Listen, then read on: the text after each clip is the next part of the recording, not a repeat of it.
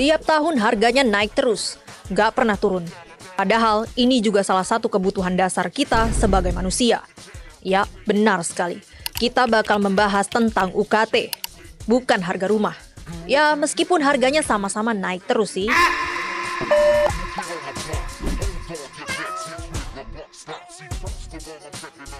Pembayaran biaya kuliah dengan UKT sendiri telah berlangsung sejak 2013. Sebelum sistem UKT, mahasiswa harus membayar uang kuliah terpisah dengan jumlah kredit atau mata kuliah yang diambil.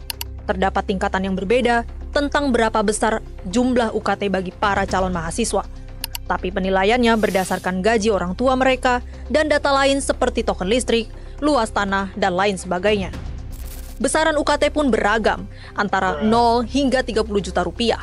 Adapun jalur masuk mahasiswa biasanya juga menentukan berapa jumlah UKT yang dimilikinya. Antara jalur SNBP undangan, SNBP tes tertulis nasional, dan mandiri juga berbeda. Untuk jalur mandiri biasanya ada SPI, sumbangan pengembangan institusi. Berbeda-beda tiap kampus dan program studi yang dipilih. Soal UKT naik menuai beragam tanggapan, salah satunya Profesor Stella Christy. Pada suatu wawancara ia menjabarkan bahwa UKT masih menjadi pemasukan nomor 1 untuk pendidikan tinggi, seperti menggaji dosen dengan layak.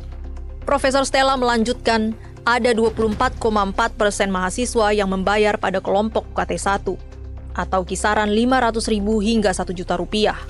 Sementara mahasiswa yang membayar kelompok UKT menengah ada 68,7%, dan mahasiswa yang membayar UKT tinggi hanya 5,9%. Profesor Stella melanjutkan, pemerintah sedang berusaha memberikan keadilan dalam biaya kuliah melalui berbagai kebijakan. Di sisi lain, perubahan status PTN menjadi PTNBH juga memberikan dampak, karena kampus memiliki otonomi keuangan sendiri. Walau demikian, hal itu disertai dengan pengurangan bantuan anggaran dari pemerintah. Akibatnya, tak sedikit PTNBH yang berupaya meningkatkan UKT mahasiswa untuk mendapatkan dana pengelolaan. Terlepas dari beragam kontroversi, melihat bagaimana perjuangan mahasiswa membayar UKT juga perlu perhatian.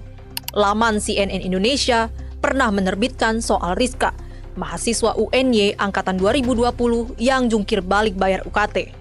Ayahnya, seorang pedagang sayur di pinggir jalan, punya 5 anak yang belum lulus sekolah. UKT Rizka mencapai 3,14 juta per semester setelah disesuaikan dengan kemampuan keluarganya. Namun demikian, UKT dengan nominal itu masih tergolong cukup tinggi untuk Rizka dan keluarga. Hal ini disebabkan oleh ketidakmampuan Rizka untuk mengupload berkas-berkas yang dibutuhkan dalam pengajuan UKT, akibat keterbatasan perangkat yang dimiliki oleh Rizka. Rizka mencoba segala cara untuk bisa membayar UKT semester 2, termasuk dengan bekerja paruh waktu.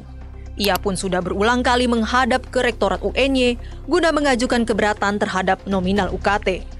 Rizka punya ambisinya untuk menjadi sarjana agar dirinya dapat membantu orang tua dan masa depan adik-adiknya. Namun, kisah Rizka berakhir malang, karena pada akhirnya ia meninggal karena hipertensi serta stroke yang diderita akibat kewalahan bekerja paruh waktu.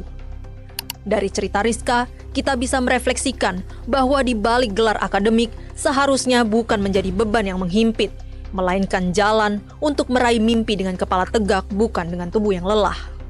Berdasarkan data dari BPS, sejak tahun 2021 hingga 2023, tingkat pengangguran di Indonesia untuk latar belakang pendidikan SMA masih berada di angka yang cukup tinggi, yaitu di 8,15% untuk SMA umum dan 9,31% untuk SMA kejuruan. Murs Intel pun sempat menulis artikel tentang betapa alerginya orang-orang kita dengan sains. Entah mengapa pendidikan di negara kita ini masih terasa seperti barang mewah. Guru dan pendidik masih saja dilabeli sebagai pahlawan tanpa tanda jasa. Itu mah alasan aja biar guru nggak dibayar dengan layak. Kan udah jadi pahlawan. Orang aja masih pada percaya sama klinik. Masih inget ini nggak?